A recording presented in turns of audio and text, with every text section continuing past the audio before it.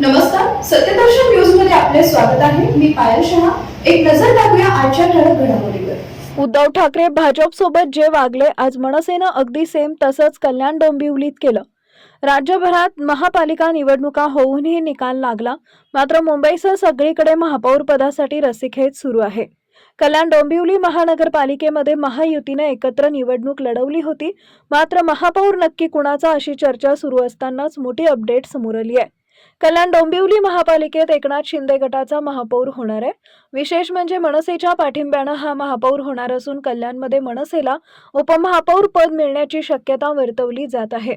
खासदार श्रीकांत शिंदे हे सकाळीच कोकण भवनात आले होते, त्यावेळी त्यांनी महापौर पदाबाबतचा सस्पेन्स दूर केला। कल्याण डोंबिवली महापालिकेच्या 53 शिवसेनेचे नगरसेवकांनी कोकण भवन इथं आपला गट स्थापन केलाय।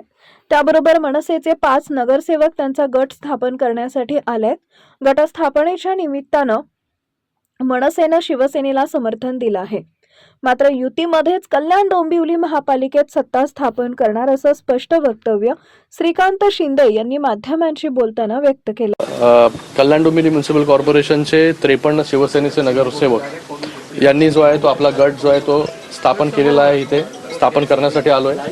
त्याचबरोबर मनसे जे आहे, मला वाटतं 5 त्यांचे नगरसेवक या ठिकाणी त्यांचा गट स्थापन करण्यासाठी आलेले आहे आणि या ठिकाणी मनसेने जे आहे हे समर्थन जे आहे हे शिवसेनेला जे आहे या गटस्थापनेच्या निमित्ताने जे आहे हे दिलेलं आहे। राष्ट्रवादीचे 1, काँग्रेसचे 2 आणि जे काही नॉट रिचेबल नगरसेवक आहेत अशी मिळून सत्ता स्थापनेसाठी आघाडी असेल? नाही, याच्यामध्ये जे आहे फक्त मनसे आणि शिवसेना, मनसेने जे आहे शिवसेनेला पाठिंबा इथे दिलेला आहे।